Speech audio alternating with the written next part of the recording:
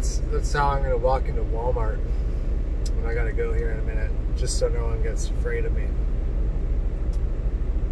I have to stock up on food today.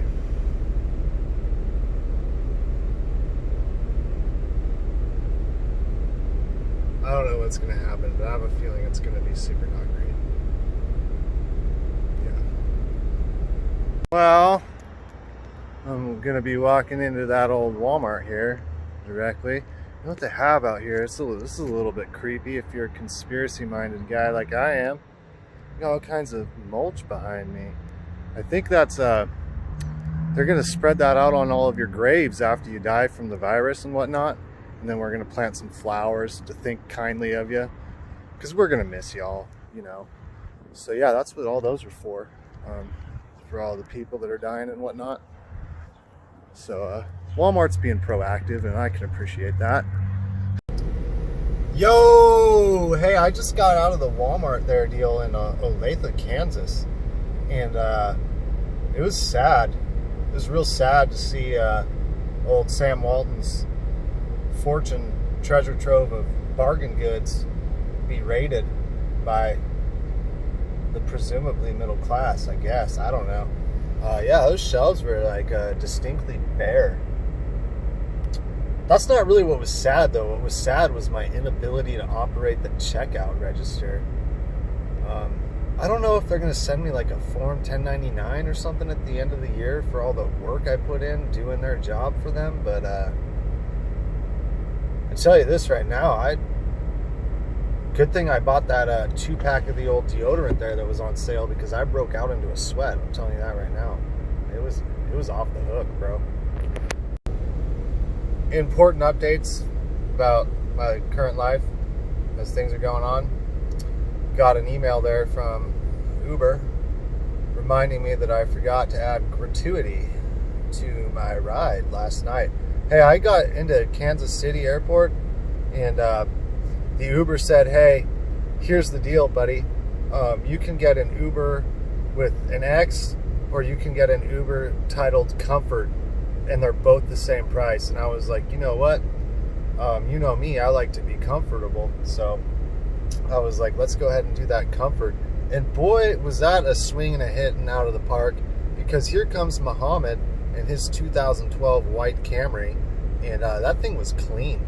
I mean, it was clean, and it smelled great. It smelled a little bit like rose petals, which was a little bit weird, but I don't know what his desired effect was, but if just like total like customer appreciation, like yeah, it was off the hook. And then he drove me down there to Olathe, and he was like, hey, do you need anything along the way? It's a long drive. And I was like, honestly, I'm fine with stimulating conversation from you, buddy, because you seem like a cool dude. And he was. He lives in Overland Park, which I guess is just totally intense. Living in Overland Park is like a big deal if you're in the greater like KCI area. So I was like, whoa, cool. And then he was like, how about we go into the old Quick Trip there, and I'll buy you a snack. And I was like, whoa, bro. I don't know how many best friends I can make in one day, but me and you, Muhammad, we're like tight. We're tight now. So yeah, if you ever find yourself hanging out around like Kansas City International Airport, and the Uber says, do you want a comfortable ride or an X ride? I don't know what an X ride is. Go Comfort, and then just hope to God you get Muhammad in his clean, I'm saying mint Camry. Those wheels were sparkling. The seats were leather. Pretty nice for Camry. And I was like, I got out of that car, and I was like, Uber, you did not lie to me. That was straight up comfortable, man. It was dope. Oh yeah. What am I doing? Was what you were asking? Was that what you were asking? Okay, cool. Well, I'll answer it. I'm on my way up there to Blue Rapids, Kansas. So that's cool. I don't think I've ever been there. I don't really know what I'm going to be doing there. Probably just watching some people put some stuff on my trailer and hoping for the best, I guess. Yo, I just made it up here to where I'm picking up for the morning, and it was super dope.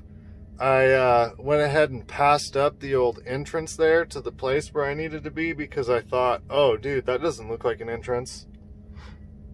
The real entrance is probably up the road. But you know what I found up the road? Like a whole lot of nothing for like 10 miles.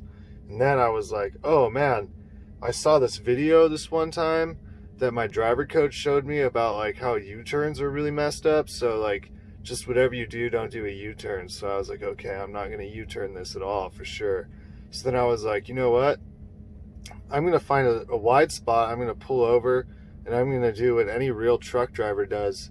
What truck drivers have been doing since the beginning of truck driving, and that is to Google it. You just Google it. So I pulled up the old Googles once I got the flashers on and everything. And the Googles told me that there was like a right turn, and then another right turn, and then another right turn, and then after the third right turn, I'd make a left, and I'd be like headed back towards where I needed to be. And I was like, Google, you're the best, man. Thank you. And so I made the first right turn, and I was like, oh, this is kind of cool because this is like an unmaintained road. So, I like adventures. And so I go down, and then I go to my second right-hand turn. And then there was like a real bad omen in that I saw this fat raccoon ran across the road. And I was like, dude, every time I've been like in the Midwest in the middle of the night on some sketchy road and that like a raccoon runs out in front of me, it just doesn't ever seem like that's followed by anything like real productive or good for me in the long run. So like I was immediately like, okay, I really need to be like on my game right now.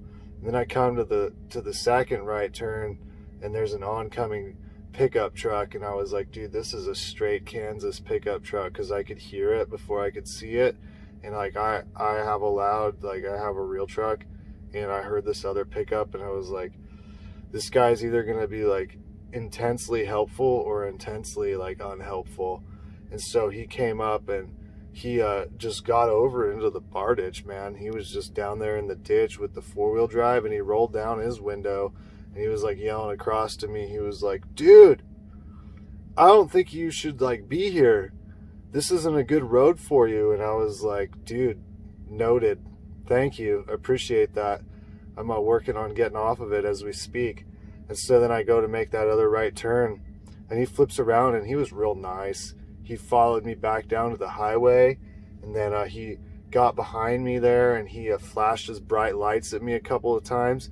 And then when he drove past me, he real spooled up the engine on his little Duramax deal there, and sprayed me with some black smoke. And I was like, you know what? It almost made me tear up. I was like, man, that's like the trucker salute right there. So thanks for helping brother out, you know, in the most Midwestern way possible. It was real dope of you. So now I'm here where I'm supposed to be. That's super sweet. And then I checked in with the guy, and I was like, hey, I drive this truck, and the lady that tells me where to take this truck, she was telling me that this is where I was coming, and I don't know a whole lot more than that, but I was hoping that you could tell me like where I could park. And he was like, dude, you can just park out back. We have a place out back where guys like you park. And I was like, whoa, that's perfect, because that's exactly what I was hoping you were going to say. Because I don't want to like drive down to the next town and have to park at like the Casey's General Store or whatever and get real Midwestern about it. I just kind of want to be where I already need to be. So I was like, all right, that's real cool. And he was like, yeah, one more thing though. I got to have you sign this paper that says that like we're real concerned about how people are getting sick and whatnot. And I was like, yeah, it's a bummer when people get sick. I agree with you. And he was like, yeah, so you got to sign this paper that says you're not going to touch anybody when you're in there. And I was like, dope, you know, because every time I come to a customer to get loaded, it's been real exhausting for me in the past, because I had to make a big point of like touching everybody, you know, everybody that I come into contact with at a manufacturing plant or a distributor of some sort. I always go way out of my way to like grab their face and everything. So I was like, man, that's going to take a huge workload off of me, because now I don't have to do any of that stuff that I'm normally like required to do on my job. And he was like, yeah, I just want you to stay like 6 foot away from all those people that you see in there. And I'm like, oh, all those real sweaty guys that are having to work really hard for a living? Yeah. Usually keep my distance pretty good from those guys. I'm afraid that that work ethic is going to rub off on me, and that's a big concern of mine. Not something I want to happen. So I was like, you know what, I'm going to sign this paper right now, and I'm going to tell you what, I really appreciate you looking out for lazy guys like me that don't want to do anything. And he was like, yeah, in fact, because of how people get sick and everything, we don't even want you getting out of the truck. We're just going to like do everything for you. And I was like, man, this whole craziness with the sickness is really negatively impacting my life on account of now I don't even have to do anything. I just stay in my truck.